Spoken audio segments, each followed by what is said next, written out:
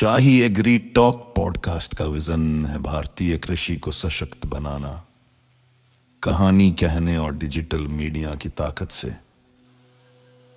हम उन आवाजों और कहानियों को सामने लाते हैं जो अक्सर अनसुनी रह जाती हैं, ताकि हर भारतीय को ज्ञान और प्रेरणा मिल सके।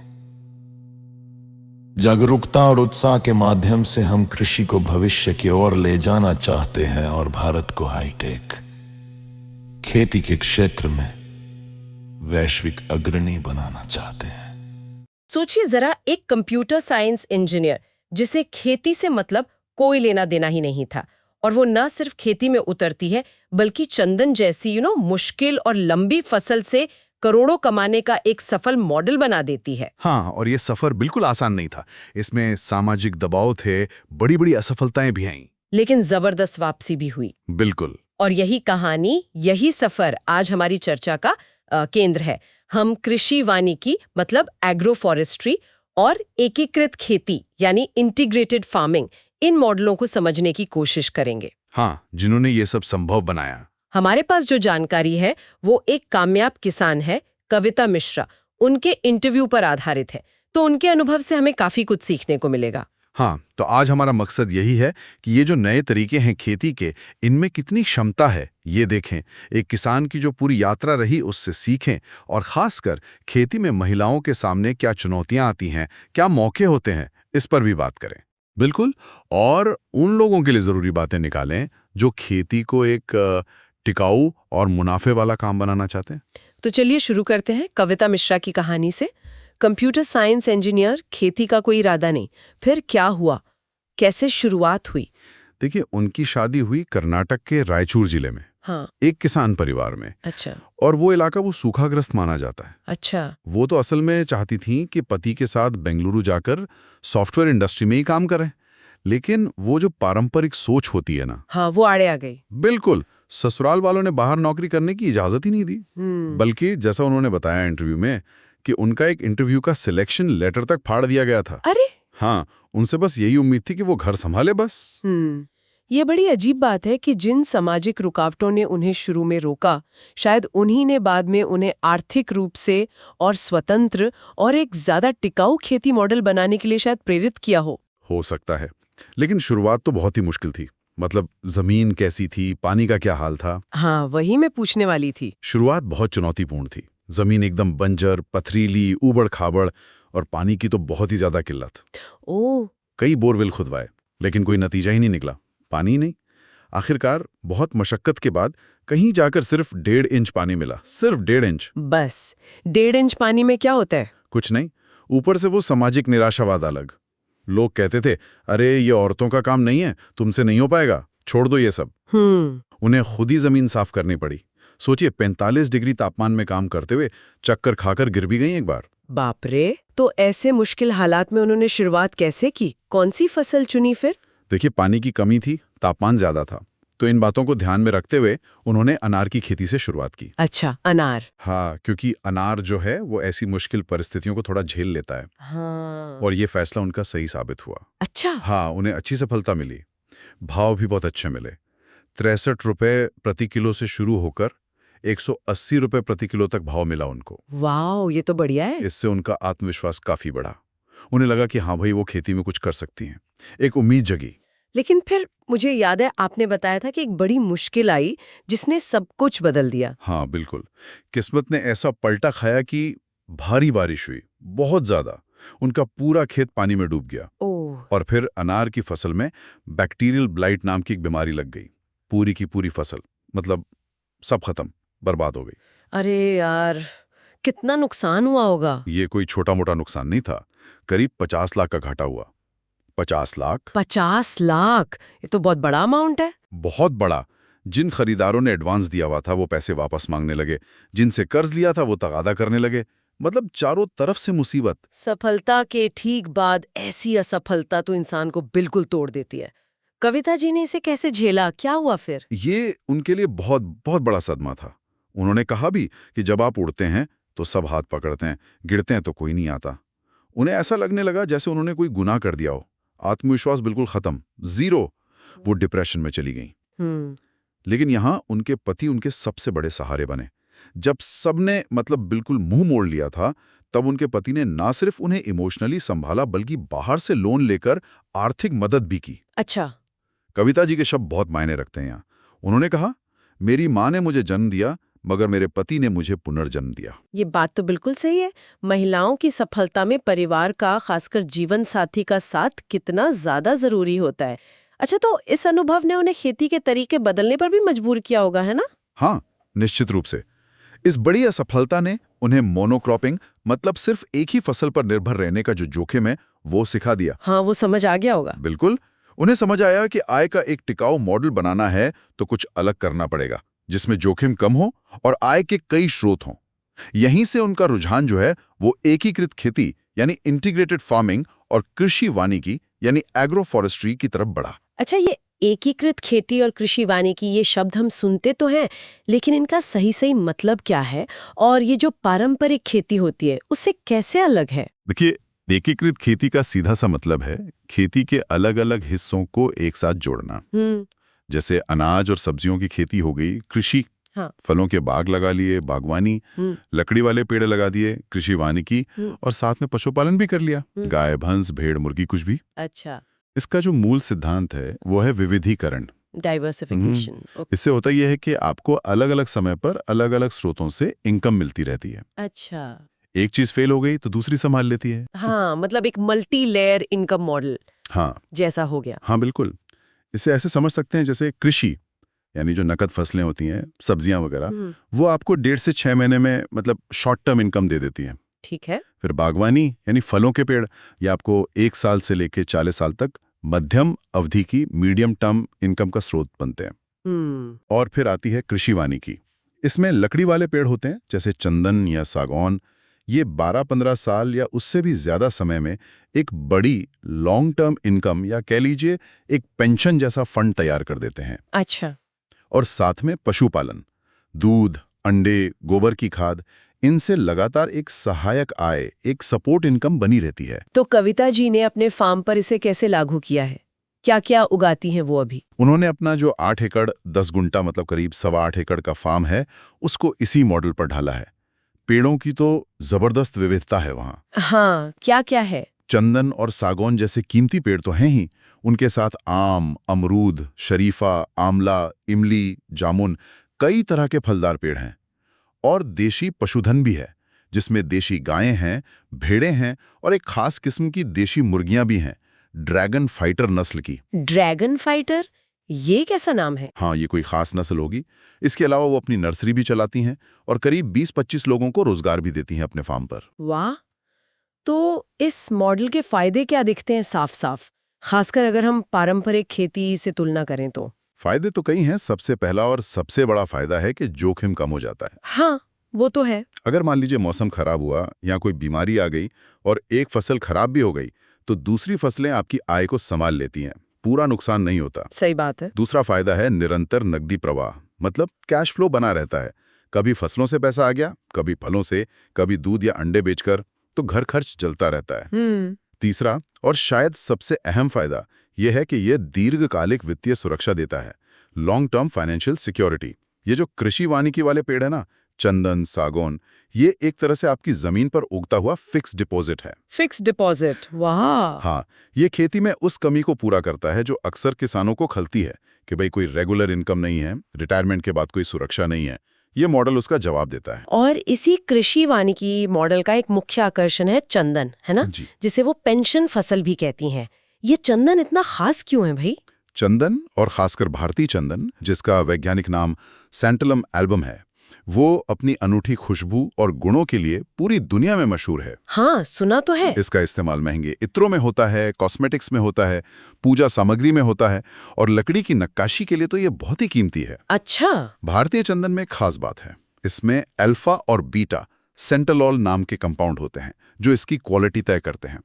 भारत वाले चंदन में ये 80-90% तक होते हैं। ओह, 80-90%? हाँ, जबकि ऑस्ट्रेलिया या दूसरी जगहों के चंदन में ये मात्रा काफी कम होती है, शायद 20-30% के आसपास। इसी वजह से भारतीय चंदन की कीमत बहुत बहुत ज्यादा है। कीमत हाँ। कितनी ज्यादा? क्या इसका जो अर्थशास्त्र है, जो इकोनॉमिक्स है, वो वाकई इतना आकर्षक है? आकर्षक, ये तो बहुत ही ज्यादा आकर्षक है। देखिए, आज की तारीख में अच्छी क्वालिटी वाले हार्टवुड मतलब पेड़ का वो भीतरी हिस्सा जिसमें खुशबू होती है, उसका सरकारी रेट ही 15,000 से 20,000 रुपए प्रति किलोग्राम तक है। 15 से 20,000 रुपए किलो? हाँ, सरकारी रेट। अब सोचिए, अगर एक पेड़ से 12-15 साल बाद औसतन 5-7 किलो हार्टवुड भी मिल जाता है, और हम अगर 12,000-15,000 रुपए प्रति किलो का भाव भी पकड़ें कम से कम, तो भी एक पेड़ से करीब 60,000 से 1 लाख रुपए या उससे भी ज्यादा की कमाई हो सकती है। एक पेड़ से 1 लाख, ये तो कमाल है। अगर 1 एकड़ में मान लीजिए 10 बाय 10 फीट की दूरी पर पेड़ लगाएं तो करीब 440 पेड़ लग जाते हैं। हाँ, इसका मतलब 1 एकड़ से संभावित कमाई तो अरे ये तो करोड़ों में पहुंच गई। 4.5 करोड़ प्रति एकड़। ये आंकड़ा तो मतलब यकीन नहीं होता, क्या ये वाकई संभव है? हाँ, देखिए, क्षमता तो बिल्कुल है, पोटेंशियल बहुत ज्यादा है, लेकिन इसमें कई बातों का ध्यान रखना पड़ता है और ये एक लंबी अवधि का निवेश है। सब्र चाहिए, खर्चे भी होते हैं, लेकिन हाँ, इसकी जो क्षमता है वो पारंपरिक फसलों से कहीं कहीं ज्यादा है। कविता जी ने इसकी तुलना बैंक डिपॉजिट से भी की कि अगर आप 4 करोड़ रुपए बैंक में रखते हैं तो महीने का करीब 3.5-3 लाख रुपए ब्याज आता है। चंदन की खेती से भी किसान इस स्तर की आय की उम्मीद कर सकता है, बस सब्र और सही तकनीक चाहिए। इससे वो धारणा टूटती है कि किसान हमेशा गरीबी रहता है। बात तो सही है, लेकिन इसे उगाना कितना मुश्किल है? क्या इसमें कुछ खास बातों का ध्यान रखना पड़ता है? जैसे आपने हार्टवुड कहा, ये सब क्या है? हाँ, चंदन की खेती की कुछ खास बातें हैं जिनका ध्यान रखना जरूरी है। पहली बात तो ये कि ये एक जंगली पेड़ है, तो इसे बहुत ज्यादा देखभाल या बहुत ज्यादा पानी या कीटनाशकों की जरूरत नहीं होती। कम मेंटेनेंस वाला पेड़ है। अच्छा, ये तो बढ़िया है। दूसरी और सबसे जरूरी बात यह है कि ये एक अर्ध परजीवी पौधा है, सेमी पैरासाइटिक। सेमी पैरासाइटिक मतलब ये कि इसे बढ़ने के लिए दूसरे पौधों के जड़ों से पोषण लेने की जरूरत होती है। उन दूसरे पौधों को मेजबान पौधा या होस्ट प्लांट कहते हैं। चंदन अकेला नहीं बढ़ सकता, उसे एक साथी चाहिए। अच्छा, ये तो नई बात पता चली।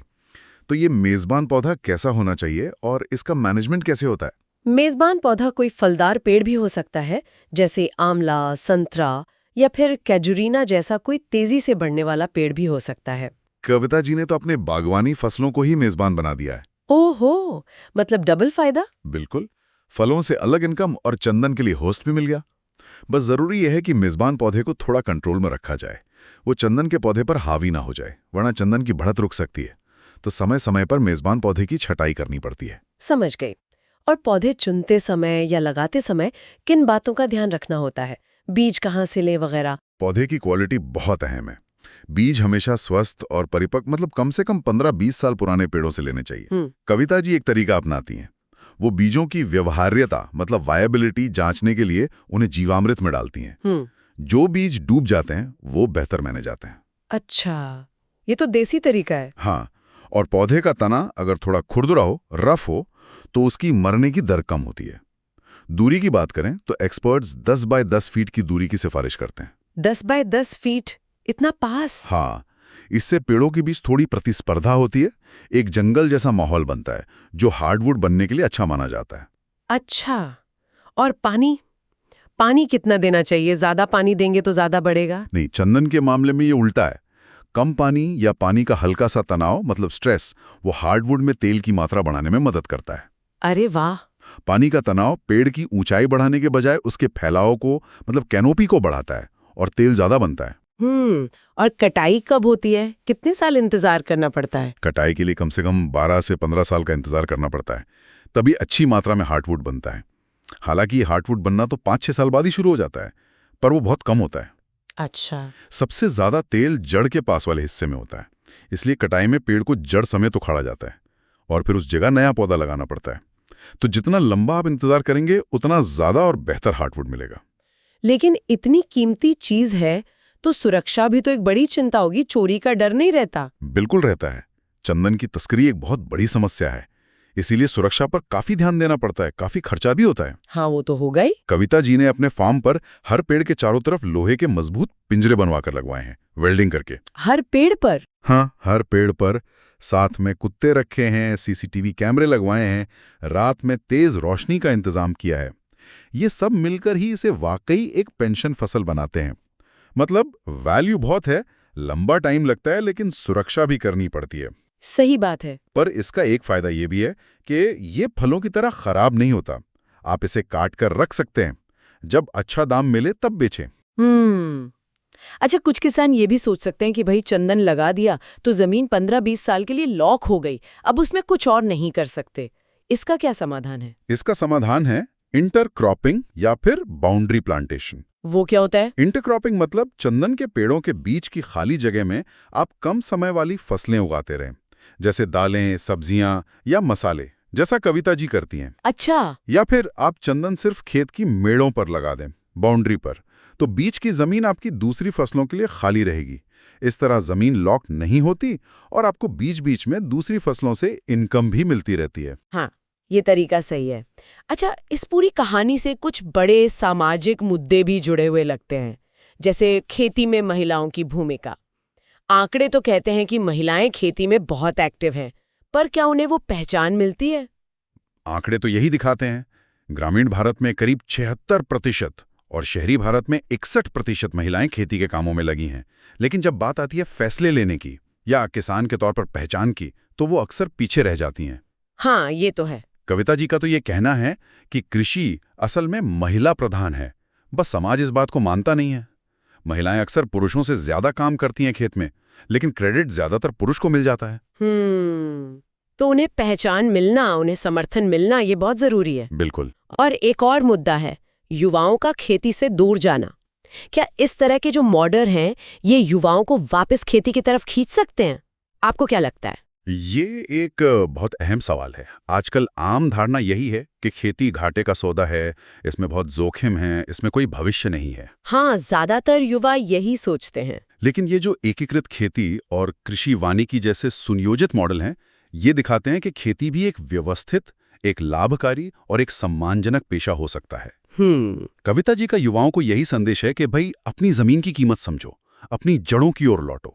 आपकी जो शिक्षा है, जो पढ़ाई लिखाई है, उसका इस्तेमाल स्मार्ट एग्रीकल्चर में करो। सिर्फ फसल उगाने तक ही मत रुको, बल्कि प्रोसेसिंग, वैल्यू एडिशन, मार्केटिंग, इन सब पर ध्यान दो। हाँ, ये बहुत जरूरी है। अच्छा, कविता जी का गांव और शहर के जीवन को देखने का नजरिया भी काफी अलग है ना? हाँ, बिल्कुल। उनका मानना है कि असली दौलत, असली सुकून वो गांव में ही है। लोगों का जो आपसी जुड़ाव होता है, जो मानसिक शांति मिलती है, प्रकृति से जो नजदीकी होती है, सही बात है। वो शहरों में कहाँ। वो मानती है कि किसान अन्नदाता है और किसान होने पर गर्व होना चाहिए। और ये बात उनकी बेटी के उदाहरण से भी साफ होती है। उन्होंने बताया कि शुरू में उनकी बेटी को लगता था कि माँ ने इंजीनियर होकर ये खेती क्यों चुन ली, लेकिन अब वही बेटी खुद कहती है कि वो किसान से ही शादी करेगी और खेती करेगी। अरे वाह, ये तो सोच में बहुत बड़ा बदलाव है। बिल्कुल। तो इस पूरी चर्चा से हमारे सुनने वालों के लिए मुख्य बातें क्या निकल कर आती हैं? क्या टेकअवेज है? मेरे ख्याल से कुछ मुख्य बातें हैं जो ध्यान में रखनी चाहिए। पहली, विविधता अपनाएं। मतलब सिर्फ एक फसल पर निर्भर रहने के बजाय इंटीग्रेटेड फार्मिंग और एग्रो फॉरेस्ट्री जैसे मॉडल अपनाना ज्यादा सुरक्षित और फायदेमंद है। हाँ। दूसरी, लंबी सोच रखें। चंदन जैसी फसलें बहुत क्षमता रखती हैं, लेकिन इनमें धैर्य चाहिए, प्लानिंग चाहिए और सुरक्षा का इंतजाम भी। ये एक लॉन्ग टर्म इन्वेस्टमेंट है। सही। तीसरी बात, मान्यता और अवसर। खेती में महिलाओं की भूमिका को पहचानना और उन्हें सपोर्ट करना बहुत जरूरी है। साथ ही युवाओं को खेती की तरफ लाने के लिए ऐसे फायदेमंद मॉडल सामने रखने होंगे। बिल्कुल। और चौथी बात, खेती का असली मूल्य समझें। ग्रामीण जीवन और खेती का अपना एक अलग ही महत्व है, जिसे सिर्फ पैसे से नहीं तौलना चाहिए। बिल्कुल सही कहा। संदेश साफ है। अगर योजना बनाकर और कुछ नया सोचकर खेती की जाए तो ये ना सिर्फ पर्यावरण के लिए अच्छी और आर्थिक रूप से फायदेमंद हो सकती है, बल्कि ये एक बहुत ही संतोषजनक जीवन जीने का तरीका भी बन सकती है। हाँ। कविता मिश्रा की कहानी इसी बात का सबूत है। उनकी हिम्मत, उनकी सोच काबिले तारीफ है। और अंत में एक सवाल जो इस पूरी चर्चा से मेरे मन में आ रहा है और जिस पर शायद आगे सोचा जा सकता है, हाँ बताइए। वो ये कि जैसे जैसे दुनिया भर में सस्टेनेबिलिटी मतलब टिकाऊपन और पर्यावरण के अनुकूल निवेश पर जोर बढ़ रहा है। हाँ, बढ़ तो रहा है। और हम चंदन जैसी फसलों से मिलने वाले संभावित भारी मुनाफे को भी देख रहे हैं, तो क्या ऐसा हो सकता है कि भविष्य में जो पारंपरिक इन्वेस्टमेंट पोर्टफोलियोज होते हैं उनमें कृषि संपत्तियां जैसे कि मैनेज टिम्बर प्लांटेशंस हों या एग्रोफॉरेस्ट्री फार्म हो, क्या ये एक स्टैंडर्ड डाइवर्सिफिकेशन स्ट्रैटेजी का हिस्सा बन सकती हैं?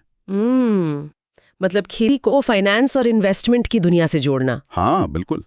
क्या एग्रीकल्चरल एसेट्स भी दूसरे एसेट्स की तरह पोर्टफोलियो का हिस्सा बन सकते हैं? ये एक सोचने वाली बात है। वाकई ये सोचने वाली बात है, और ये हमें हमारी जमीन, हमारे खाने के सिस्टम और उन इंसानों के महत्व पर फिर से सोचने को मजबूर करती है जो चुपचाप हम सबका पेट भरते हैं।